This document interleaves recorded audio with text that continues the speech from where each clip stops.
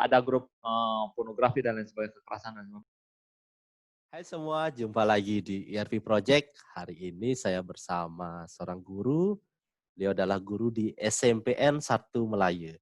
Beliau adalah Putu Eka Wahyu Juliasta. Halo Bli. Ya, Oke, gimana kabarnya Bli? baik ya. Bli, sekarang sedang di sekolah nih ya. Nggih. Gimana PJJ-nya Bli? Ya, berjalan sedikit merangkak. Sedikit merangkak, kenapa? Ya, karena memang banyak masalah sih ya. Selain masalah kuota yang banyak diomongin itu sebenarnya inti masalah PJJ itu bukan hanya kuota sebenarnya. Kan Apa Mas? siswa kita itu belum terbiasa untuk belajar secara mandiri. Itu aja sih sebenarnya. Oke. Jadi banyak yang harus dikejar-kejar dulu sama gurunya. Kalau di SMP itu diteleponin tuh guru sama, ayo hadir di LMS gitu misalnya, diajak diskusi. Jadi tidak seramai yang kita bayangkan lah diskusinya di LMS. Oh, berarti diskusinya tidak seramai. Nah tadi dari segi siswa itu belum terbiasa, terus kalau dari segi guru? Dari Karena segi ini kan guru, mendadak. dari segi guru karena ini sudah pertengahan, udah bulan ke berapa nih? Bulan kelima ya. Ya. Kita udah dari Maret kan. Nah, jadi teman-teman itu sudah mulai terbiasa. Dari dulu awal-awal, kalau di sini awal-awal pakai Telegram dulu. Jadi biar prosedurnya mirip-mirip WA lah, gampang. Sekarang baru bergeser ke LMS yang lebih komplit. Ya, Tungkara, kalau dari teman-teman guru sudah lumayan Oke. besar bahkan perkembangannya. Bahkan guru-guru yang senior tuh semangat-semangat sekali belajar. Pasti beli yang menggerakkan beli. Iya, Tungkara. Asik. Oke, LMS apa yang beli gunakan beli? Di sini kami kebetulan satu sekolah, satu LMS, kita pakai Microsoft Teams. Microsoft Teams. Kenapa memilih itu? Ada Oh, sejarahnya? pastinya. Oke, ada sejarahnya dulu ya. Jadi dulu sebenarnya kita kan pakai Telegram. Jadi sudah nyaman nih semua pakai Telegram. Jadi siswa itu kita bagi ke grup-grup di Telegram. Ada beberapa grup, ada beberapa kelas kita merger. Misalnya kelas 8 ABC jadi satu kelas, satu grup, 8 DEF jadi satu grup dan seperti itu. Jadi kira-kira kemarin itu ada 6-7 grup kelas lah. Jadi gurunya kita buatkan jadwal, sudah jalan lancar sih.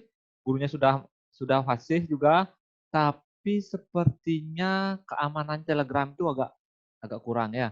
Jadi ada orang lain di luar siswa kita yang masuk ke grup. Untung nggak sempat posting yang aneh-aneh lah. Cepat dikeluarin sama admin.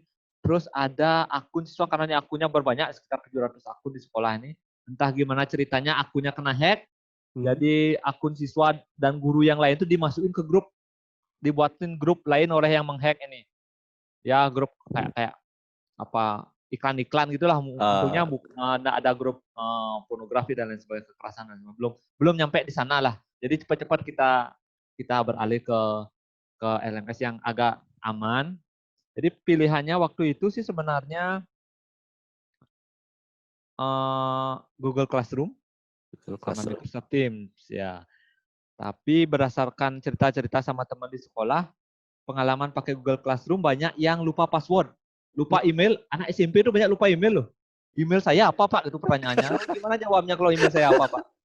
Terus password saya apa Pak? Kita kan nggak bisa ngeresetin, harus dia yang ngeresetkan. Jadi akan sedikit ribet.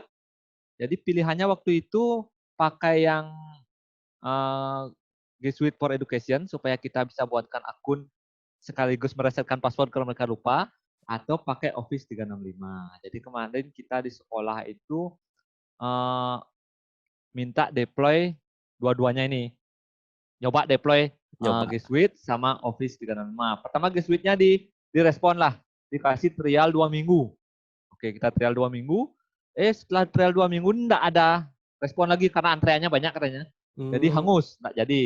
Jadi kami pakai Office. Nah, ini pakai Office ini pengalaman buat teman-teman mungkin. Ini kebetulan website sekolah kami itu dikelola pihak ketiga, melibatkan pihak ketiga kemarin, sehingga cPanelnya itu kan dipegang pihak ketiga. Iya. Sehingga agak sulit ketika mendeploy Office ini. Biar cepat, saya buatlah domain lagi satu. Jadi tidak pakai, jadi kita punya dua domain sekolah jadi. Domain untuk website sekolah, domain untuk daftar ke Office 365 nih. Jadi sekarang sudah jalan, dibantu kemarin oleh salah satu gini Microsoft expertnya itu. Udah setelah itu kita latih guru lah 1 bulan sekolah kemarin. Sekitar bulan Mei itu latih guru, siapin guru, masukin materi. Sekarang bulan Juli sudah jalan. Cuma Oh, itu seperti dugaan banyak siswa yang lupa akun, lupa password. Tapi karena kita pakai ini, jadi gampang lah diresetkan, nggak bingung-bingung, tinggal datang siswanya reset, selesai gitu ya. Sudah lumayan, sudah jalan ya sekitar 60% lah oke. kelancarannya. Nah, Bli, ini menarik tentang bagaimana mendeploy itu, Bli. Mm-mm. Kan tidak semua orang tahu ini kemana kita harus mendeploy, kemana harus mengajukan. Mm-mm. Siapa tahu dengan pengalaman Bli menggunakan LMS yang tadi, Mm-mm. teman-teman banyak yang ingin mencoba. Nah, bisa Mm-mm. diceritakan, Bli? Oke, waktu itu sebenarnya saya enggak bisa deploy juga ya. Jadi belum belum tahu, modal keinginan saja enggak bisa deploy. Jadi nekat menghubungi Pak Mansur namanya. Pak Mansur itu Microsoft Ya, Innovative Pak Expert Mansur lah dari ya, dari oke. Sulawesi Saya ya. hubungi lewat telepon ya, saya hubungi lewat telepon, minta tolong Pak, saya dideploykan ini, pokoknya saya terima, minta tolong sama Bapak gitu. Ya, dia yang deploykan. Jadi saya Eh, terima, ya dideploykan, terus setelah didaftarkan saja sama beliau, terus disettingkan, nanti Microsoft-nya tetap konfirmasi ke kita, ke saya lah kebetulan kemarin nelpon, lalu kita masuklah ke akun Microsoft-nya dengan panduan dari kantor Microsoft-nya, klik yang ini, klik yang ini, klik yang ini, saya lupa cara-caranya itu, pokoknya akhirnya sudah ACC lah akhirnya. Lalu kita buatkan akun guru, akun siswa, lumayan. Jadi seperti itu. Tapi sekarang kemarin sudah ada TOT itu lumayan banyak sih ya teman-teman yang sudah bisa. Untuk sekarang sih saya sudah terbayang caranya untuk mendeploy. Jadi kalau teman-teman ada yang pengen deploy itu bisa menghubungi eh, teman-teman yang ikut trainer kemarin pasti sudah bisa. Juga di YouTube juga banyak soal panduannya untuk deploy sekarang. Gampang dan diutamakan. Katanya diutamakan. sekarang untuk mendukung PJJ ini tidak perlu web sekolah, cukup Hmm, domain saja.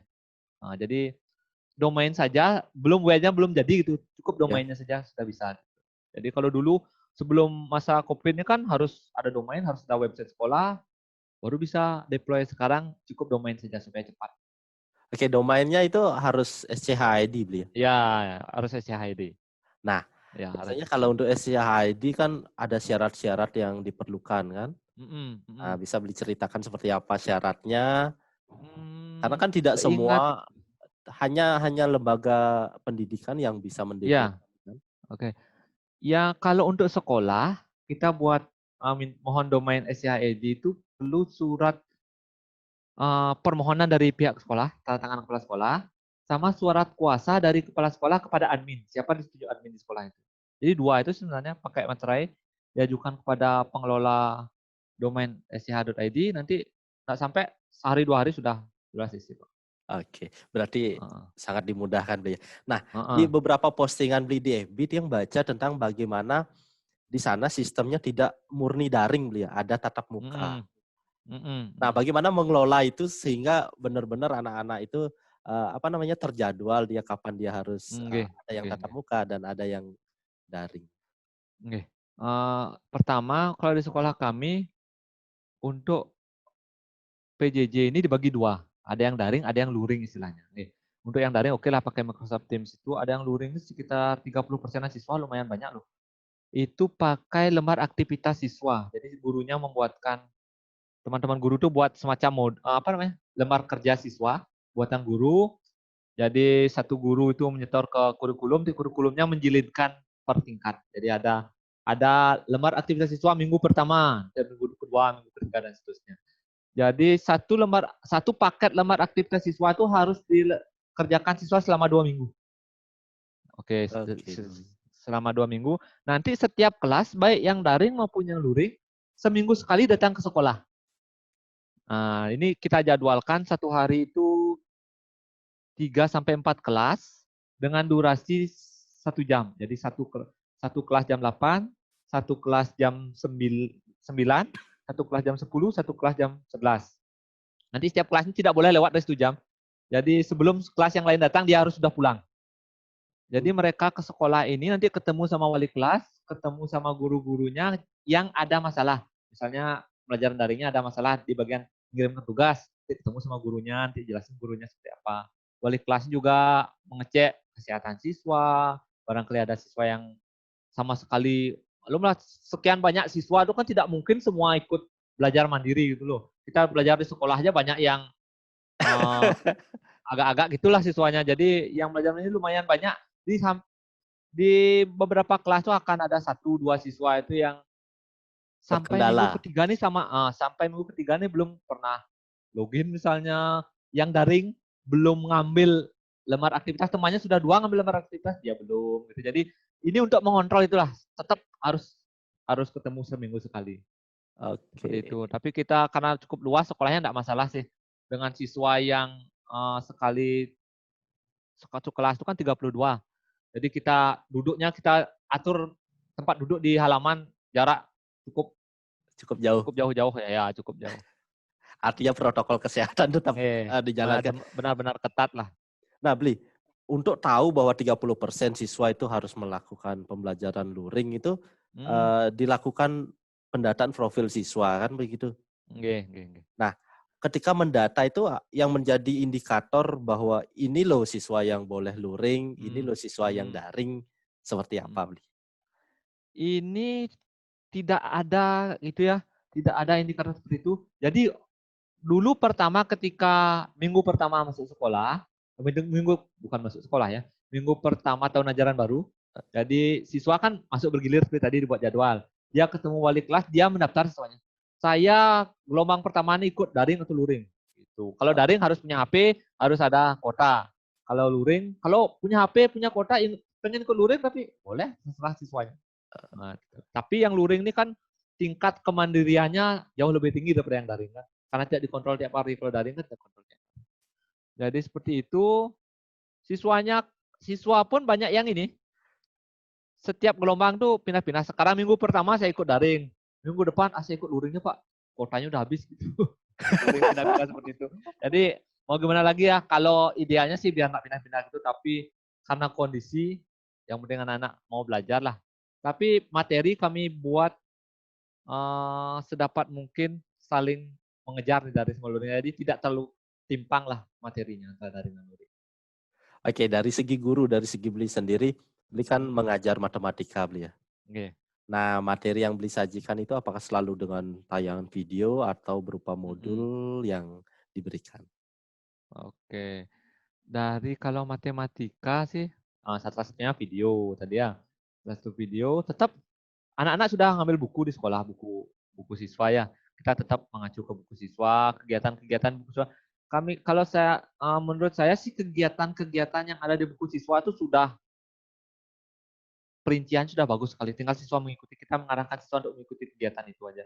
Jadi siswa belajar di buku siswa, kita berikan juga video-video pembelajaran. Kemudian teman-teman juga di sekolah cukup antusias untuk membuat video. Kita berikan juga video-video pembelajaran. Tapi ini opsional saja. Ada juga guru yang buat meeting, hanya saja meetingnya direkam. Dia meeting sendiri. Iya. Meeting di Microsoft Teams itu sendiri, enggak ada siswanya. Dia rekam, nanti siswanya disuruh nonton rekamannya. Jadi kenapa harus direkam itu? Kalau menunggu siswanya gabung semua ini kan cukup lama. Jadi siswa tuh kadang-kadang ya untuk mencari sinkronusnya berbarengan itu agak sulit.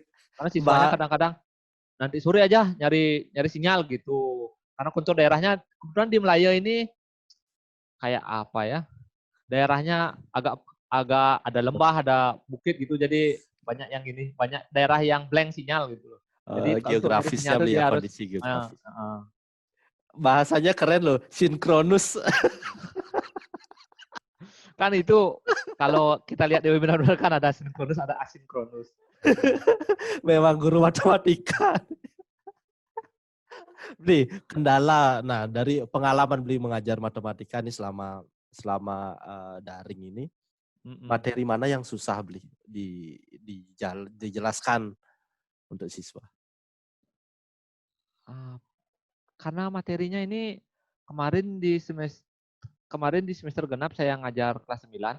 Waktu itu soal-soal kebanyakan soal. Kalau mengerjakan soal yang sulit sebenarnya ya. Misalnya soal yang perlu cara yang cukup panjang gitu ya. Kecuali ini baru rencana beli pen apa namanya tuh. Orang pakai nulis di Pentab. pen tablet. Nah, pen tab itu baru rencana aja beli. Kalau sudah ada itu mungkin gampang. Ya menjelaskan cara pengerjaan soal itu yang sulit sebenarnya. Ya Hmm. kalau kalau pembelajaran untuk konsepnya sih tidak terlalu sulit karena kita bisa membuat semacam kuis berstruktur. Kalau saya buat seperti itu di Microsoft Form itu saya buat kuis, cuma dia berstruktur. Jadi di bagian satu misalnya dia membicarakan penjumlahan berulang, di bagian kedua membicarakan perkaliannya. Jadi dibuat branching lah di kuisnya itu untuk siswanya. Sebenarnya kalau karena kita terbiasa di kelas pakai lembar kerja berstruktur itu, jadi untuk pembelajaran konsepnya sih tidak terlalu sulit ya. Yang sulit itu dah mengerjakan cara-cara pemecahan masalahnya dan mengubah kebiasaan siswa. Jadi rupanya pengalaman saya sekarang ini kebetulan mengajar kelas 7, anak-anak itu menganggap kalau tidak ada tugas belum daring gitu loh. Tugasnya mana Pak gitu. Jadi di SD itu mungkin dia dikasih tugas tiap hari gitu. Pak, kok tidak ada pelajaran padahal gurunya sudah jelasin tuh di LMS diberikan materi ini, silakan komentari video ini dengan pengetahuan apa yang kalian dapatkan gitu. Itu dianggapnya belum belajar. Belum tugas. Kalau nanti dikasih tugas baru belajar gitu. Kalau anak-anak kelas 7 itu. Kalau yang kelas 8 9 sudah biasa sih. Kayak yang kelas 7 itu belum ada apa soal namanya? Soal belum tugas belajar. namanya. Ya, belum belajar namanya. Harus dikasih soal mereka. Ini uniknya. Jadi setiap hari nanya WA, Pak, soalnya kok enggak ada gitu. Jadi mungkin ketika mereka kelas 6 SD itu daringnya mungkin setiap hari harus ada target-target soal seperti itu. Ya, mereka kan ketemu nih dari Maret sampai beberapa bulan itu ketemu daring pertama itu kan ketika masa pandemi diberlakukan. Jadi mereka ketemu tuh lo beli sekitar 2-3 bulan lah. Nah, sehingga langsung ke SMP kelas 7. Nah, ketemu lagi dengan kondisi ini. Ya, seru sekali. Nah, beli di sekolah ini selain mengajar matematika, tugas tambahannya apa, Bli? Kebetulan dipercaya di kurikulum. Pantes. Ada di kurikulum cukup gini ya, cukup menguras pikiran ini untuk menyiapkan ini nih. Karena begini, saya berpikir terpenting dari PJJ adalah manajemen di sekolah sebenarnya ya. Kalau gurunya kita lepas seperti itu, maaf ini ada beberapa sekolah yang gurunya dilepas, silakan Bapak Ibu guru mau pakai LMS apa gitu, kasihannya siswanya ya, ada yang pakai Classroom, ada yang pakai WA, ada yang pakai Telegram, semua diinstal di HP siswa kan sulit ya. Jadi itu juga pengontrolan dari kepala sekolah juga sulit gitu. Kami berusaha sih memberikan menggunakan aplikasi ini supaya supervisinya juga jalan, pengontrolan dari kepala sekolah juga jalan. Ini pun sekarang di semua tim itu kepala sekolahnya masuk sebagai teacher juga. Jadi sebagai teacher. hari ini kepala sekolahnya mau ngontrol kelas yang mana, jadi tinggal pilih saja. Oke, ada akun khusus supervisornya gitu loh untuk kelas sekolah. Artinya penting benar-benar. Memang terlihat loh seorang kasih kurikulum bagaimana mengontrol dari awal tadi cerita. Oke, Bli, ada bagian apa yang kutipan yang baca itu di salah satu berandanya Bli, semoga ingat. Bagian terpenting dari sebuah sertifikat itu adalah wawasan, keilmuan, dan kegunaan, bukan sekadar angka kredit. Nah, kenapa sampai muncul kalimat itu, Bli?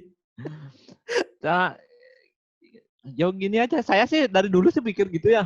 Jadi seringkali sertifikat saya sih, nah lumayan sih kalau dulu sering ikut seminar gitu ya. Tapi nggak semua sih saya pakai kalau naik pangkat gitu. Jadi secukupnya aja. Jadi hanya untuk mengingatkan saja. Karena sekarang nih webinarnya kan lagi rame-rame nih. Mungkin karena tugas guru untuk mengawasi siswa secara langsung di sekolah itu berkurang. Sedangkan gurunya full time ada di sekolah. Jadi untuk mengisi kegiatan itu, salut sih sama teman-teman ngisinya dengan ikut webinar sini, webinar sana. Jadi cukup menambah wawasan hanya untuk pengingat kepada diri sendiri saja, supaya kita mengikuti itu tuh bukan untuk hanya sekedar mencari sertifikat, tapi bagaimana kita menggunakan ilmu yang kita dapat di sana untuk pembelajaran sekolah, untuk berbagi dengan teman yang lain, untuk memotivasi guru-guru yang lain. Iya. Oke, teman-teman, ini Beli Putu Eka ini adalah pemenang ONIF 2 kali Beli ya berturut-turut. Iya, 2 kali berturut, tapi tahun lawas. Sekarang sudah pensiun. Karena sudah berturut-turut 2 kali ya. Oke, beliau pemenang ONIF di P4TK Matematika tahun kalau tidak salah 2015 Beli ya? 2013, 13, 2014, 13 dan dan 14. 14. Iya. Oke, sebagai closing Beli, mungkin Beli Oke. ada kalimat yang bisa memotivasi teman-teman untuk pembelajaran. Silakan. Oke, di masa seperti ini nih sebenarnya kita dituntut untuk terus belajar ya. Jadi mencoba hal-hal yang baru ini memang sulit. Jadi kita jangan menyerah, terus belajar, dan terus memotivasi teman-teman yang lebih senior. Kita sebagai guru-guru yang lebih Mudah. belakangan masuk ini jangan Belakangan. menganggap, ya kan kita masih belakangan di guru kan ya. Iya. Jangan menatap teman yang senior itu sebelah mata. Mereka tuh sudah punya ini loh, sudah masanya sudah berbeda. Apa namanya? Sudah pengabdiannya sudah jauh lebih tinggi dari kita. Jadi mereka punya pengalaman yang jauh lebih banyak. Tinggal kita mengajak saja, tinggal merangkul supaya bisa mengikuti pembelajaran seperti sekarang. Ya, sekarang di sekolah kami sih teman yang pensiun tahun depan pun sekarang sudah semangat dari. Iya, kalau begini kasih kurikulum semangatnya, pastilah ada terkontaminasi positif, Bli. Bli, ngomong-ngomong, Bli Oke. sudah ikut seleksi cakep nih. Nggak ngomongin. Ini Oke. kan itu kan sesuatu yang memang harus kita lewati ya. Ya. Jadi kalau untuk diklatnya saya udah ikut tahun lalu. Karena mau tidak mau harus ikut gitu loh. Kalau tahun lalu saya nolak, tahun ini akan ditembak, tahun ini nolak, tahun depan. Jadi saya lewati saja semua prosesnya. Sekarang sudah ikut dan lumayan sih menurut saya ilmunya untuk membantu tugas-tugas saya di kurikulum sangat banyak di sana. Jadi ikut diklatnya bukan untuk menjadi kepala sekolahnya sebenarnya ya untuk mencari ilmunya supaya adalah kalau untuk jadi kepala sekolahnya nanti kalau sudah tua sekarang menikmati masa muda dulu. Oke, obrolan kita cukup asik Bli ya. Nah, itulah di teman-teman bagaimana seorang Bli Putu Eka mengontrol atau memberikan salah satu jalan memberikan LMS kepada guru agar benar-benar pembelajaran PJJ baik daring maupun luring terkontrol dengan baik. Ya, demikian tadi obrolan kita. Jangan lupa untuk stay di ERV Project, untuk like, subscribe, dan komen. Terima kasih, Bli. Oke, sampai jumpa.